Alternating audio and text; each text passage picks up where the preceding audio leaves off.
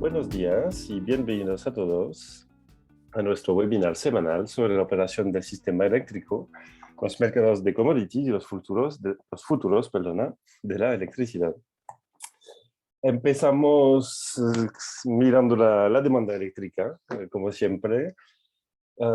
Pues la semana pasada la demanda eléctrica siguió su tendencia empezada a principios de febrero, de una forma remarcablemente consistente, realmente. Es bastante llamativo ver cómo la regularidad en la cual va bajando la demanda, siguiendo, como decíamos, la demanda baja, siguiendo pues el hecho que las horas de luz van aumentando. Hay más horas de luz, entonces de luz natural, entonces menos necesidad de luz artificial. Y eso es el tendencial claro que viene de ahí. Las horas de luz y también la temperatura, que va poco a poco aumentando. Y respecto a los otros años, luego pues es la situación económica por un lado, la crisis energética, la evolución de la generación distribuida, que está en pleno boom en el país, y también globalmente un invierno que ha sido bastante más cálido que otros años. Si comparamos con el 2021, el momento de Filomena, aquí habíamos tenido una demanda espectacularmente alta. En cambio, este año pues hemos estado en los niveles de demanda más bajos de la historia, hasta necesariamente la semana pasada y ahora, básicamente porque hace 2 años estábamos entrando y ya en pleno confinamiento, la parte más dura, la parte más dura digo un poco después en realidad, pero estábamos, estábamos empezando la crisis sanitaria, y por eso la demanda había sido más baja en 2020. Pero incluso si miramos el año 2016, habíamos alcanzado en su momento una demanda también del nivel de la semana pasada.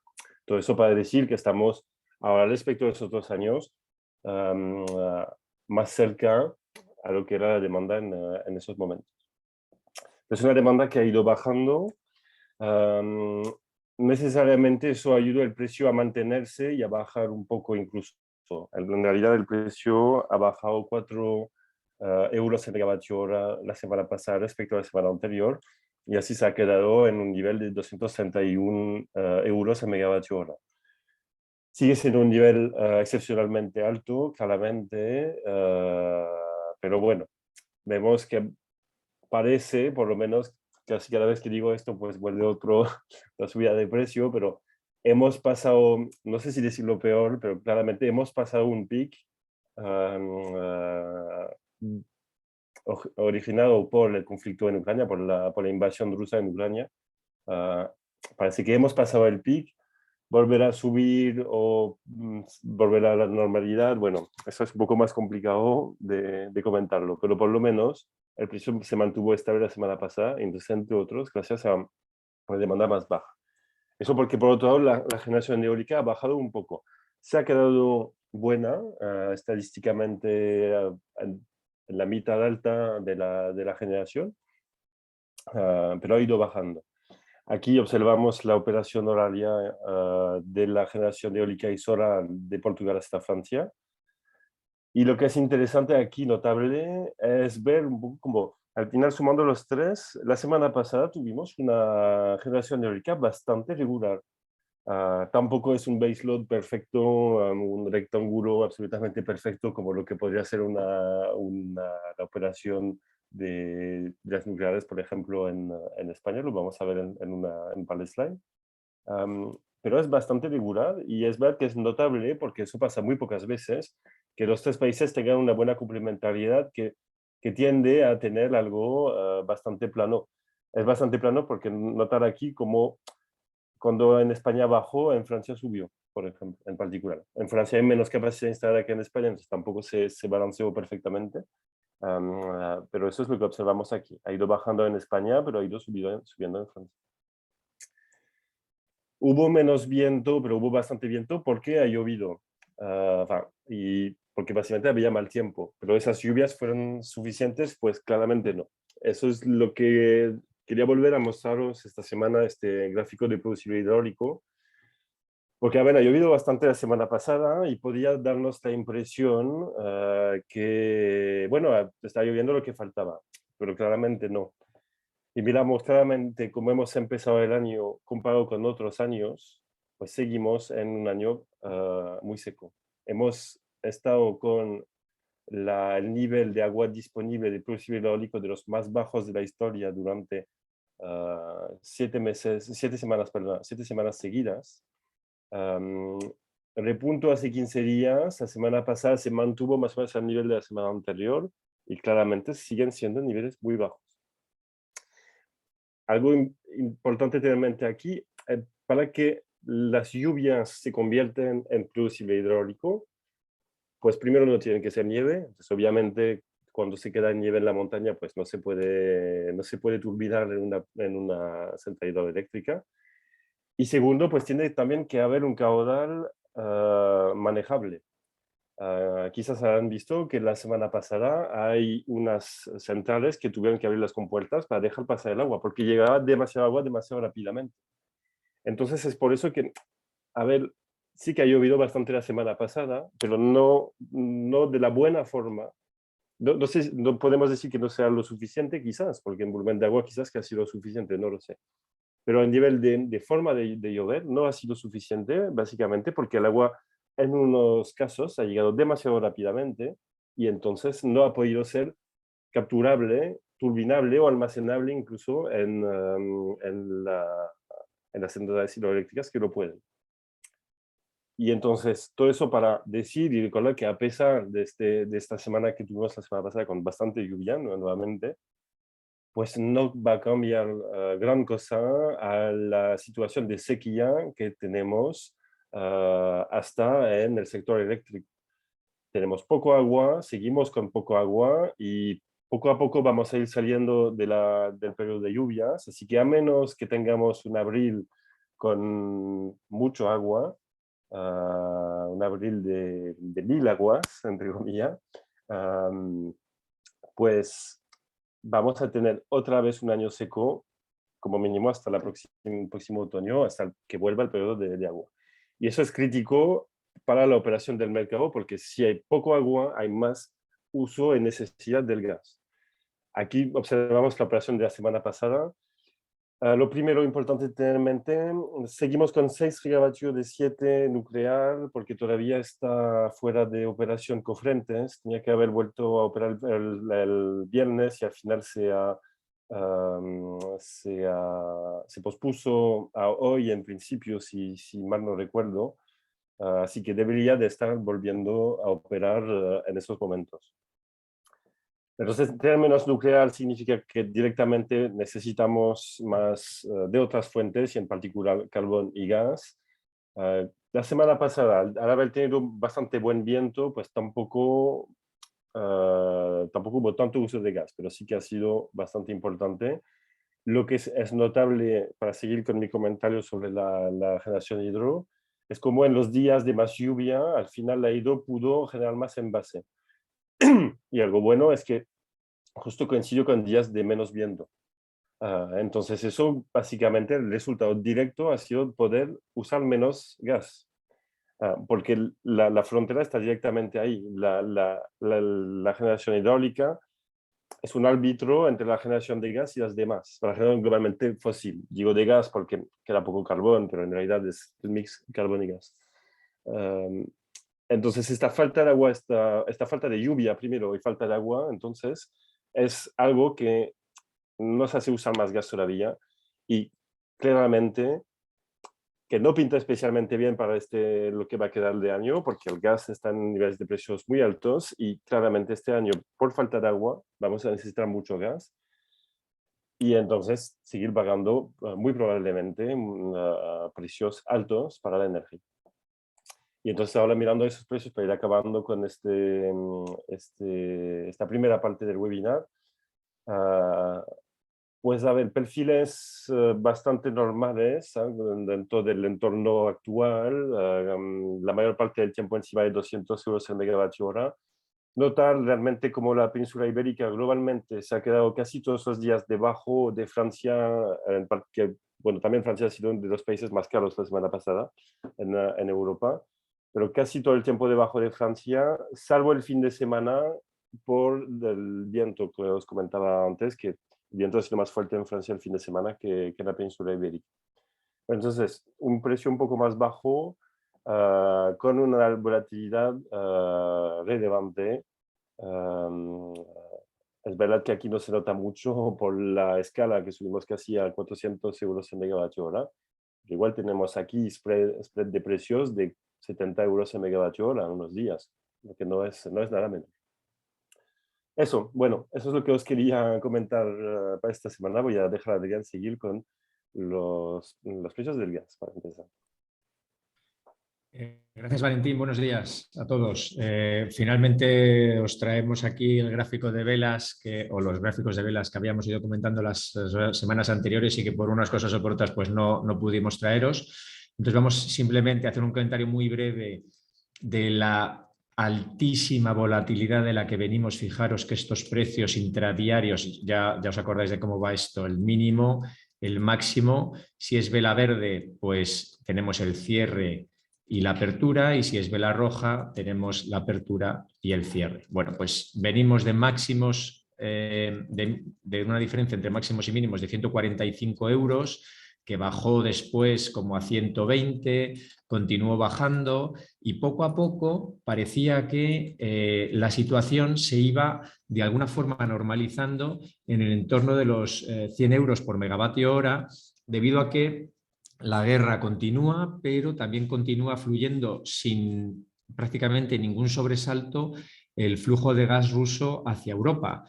Es unido a unas temperaturas bastante suaves que han hecho que ahora mismo los almacenamientos europeos estén ya casi al doble de lo que ha sido el mínimo histórico. Acordaros que no hace tanto estaban por debajo de ese mínimo, bueno, de los últimos 5 años, ahora ya están al doble de ese mínimo, que creo que fue en 2018.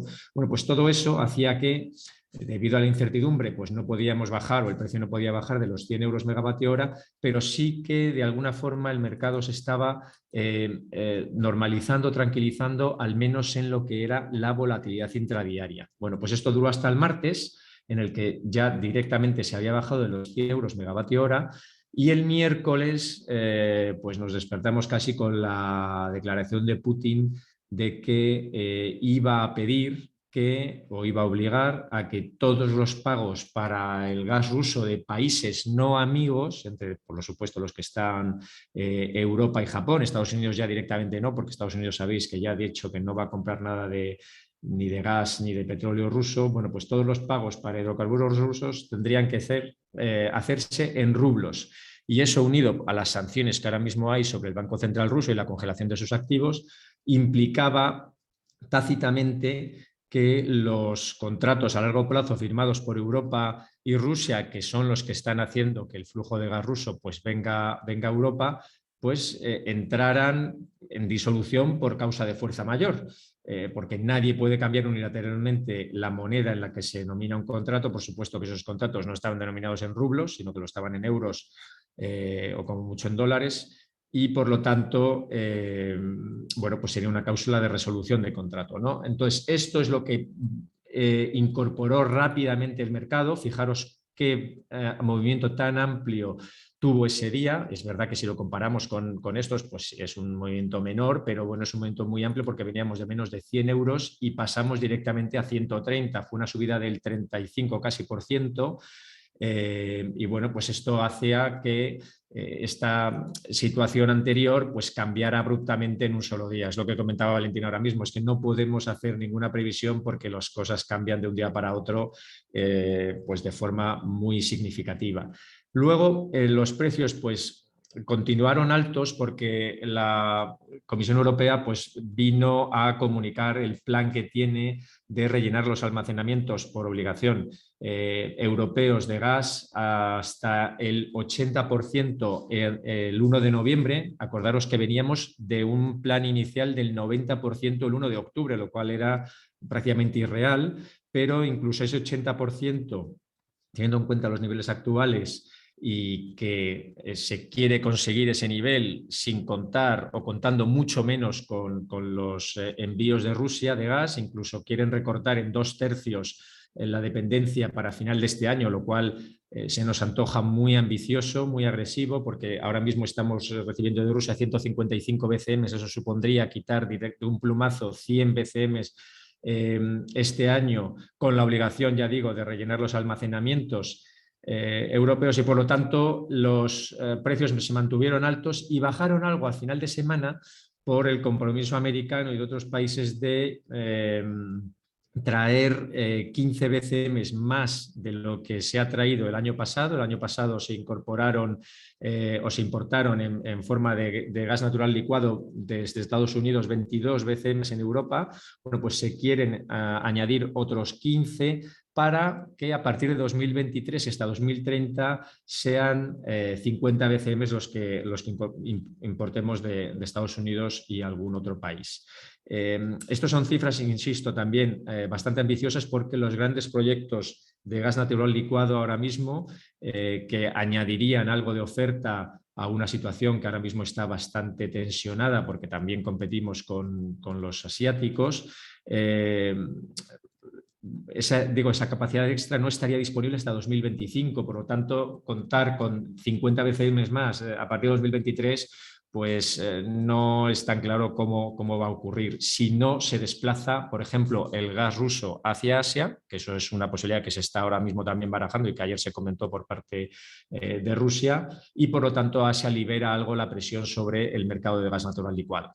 Al final, ¿qué pasó con el precio? Pues que cayó en la semana un 3,6% hasta 101,27 euros por megavatio hora. Bueno, veremos cómo evoluciona en los próximos días. El CO2, ¿qué es lo que ocurrió con el CO2? También traemos un gráfico en el que podéis ver muy claramente de dónde venimos, de las amplitudes enormes de los primeros días de marzo que siguieron, bueno, pues a la invasión de Ucrania, como en los precios, al contrario de lo que ha pasado con el gas, pues se han ido recuperando, y también vemos cómo la amplitud intradiaria de los movimientos pues era algo más razonable, pues aunque bueno, ya sabemos que el CO2 también ha tenido momentos de altísima volatilidad en el pasado más reciente, antes de que todo saltara por los aires con la decisión de Putin de invadir Ucrania.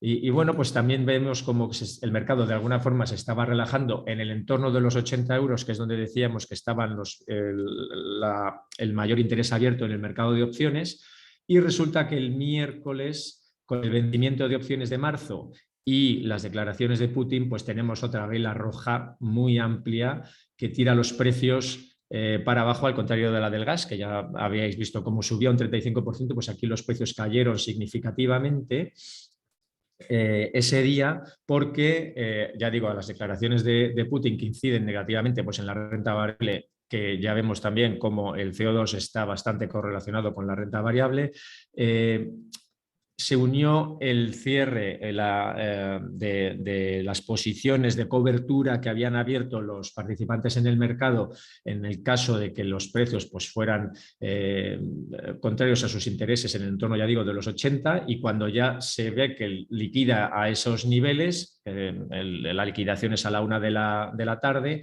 pues empiezan a deshacer esas coberturas, tirando a los precios hasta casi los niveles de 75 largos, 76 bajos. Bueno, a partir de entonces los precios pues se estabilizan y siguen subiendo un poco hasta el nivel de los 80, porque ya hemos dicho que hay una demanda de última hora antes del 30 de abril de instituciones o de instalaciones que tienen que cumplir con sus obligaciones, ya digo, antes de esa fecha, el 30 de abril. El volumen en el CO2 es muy pequeño, porque lo que hemos comentado otras veces, porque los márgenes que tienen las cámaras para cotizar o para abrir posiciones en mercado ahora mismo es muy elevado, tanto en gas como en CO2, y por lo tanto solo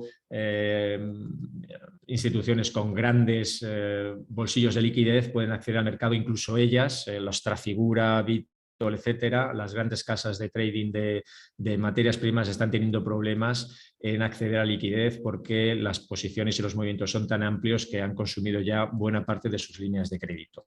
Por último, el petróleo. tenemos como el Brent ha seguido subiendo la semana pasada. En este caso no hay ningún atisbo de descenso en los movimientos intradiarios. El petróleo está muy tensionado también, al contrario que el gas y el CO2, que vimos cómo la volatilidad pues descendía. Aquí los movimientos han seguido siendo muy elevados, muy amplios, y hemos vuelto a pasar la semana pasada de los $120 por barril. Cerramos subiendo un 11,8 hasta los 120,65, y eso a pesar de los confinamientos que se están llevando a cabo en Rusia, y que cada vez, en China, perdón, que cada vez son más amplios y que tienen una incidencia directa en la demanda del mayor consumidor de petróleo del mundo, ¿no? Aquí está claramente los precios dirigidos por las sanciones autoimpuestas de los compradores de petróleo, que no quieren saber nada del petróleo ruso, porque estiman que tarde o temprano la Comisión Europea, bueno, la Unión Europea al final termine por prohibir importaciones de petróleo. Dependemos menos que del gas y por lo tanto será una decisión más fácil de llevar a cabo, si bien todavía no se ha decidido hacerlo.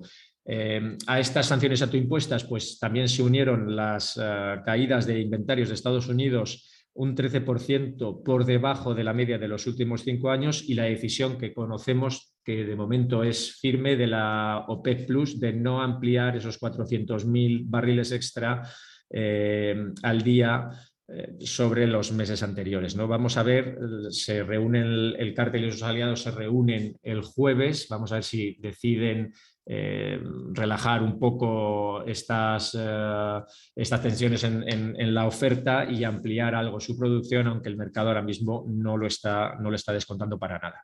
¿Y cómo afectó todo al mercado de futuros? Pues bueno, el mercado de futuros terminó subiendo, pese a que ya hemos visto cómo el gas y el CO2, que son los principales directores de la energía en España, pues caían ligeramente. Los precios de los futuros pues no terminaron de incorporar, pese a que al final sí hubo un ligero retroceso de precios, no fue suficiente como para terminar para nada en negativo, y tuvimos como el Q2 subió casi un 10% hasta los 245, el Q3 cotizaba también 245, subiendo un 9%, y el Q4 algo más abajo subió un 9,7% hasta 215.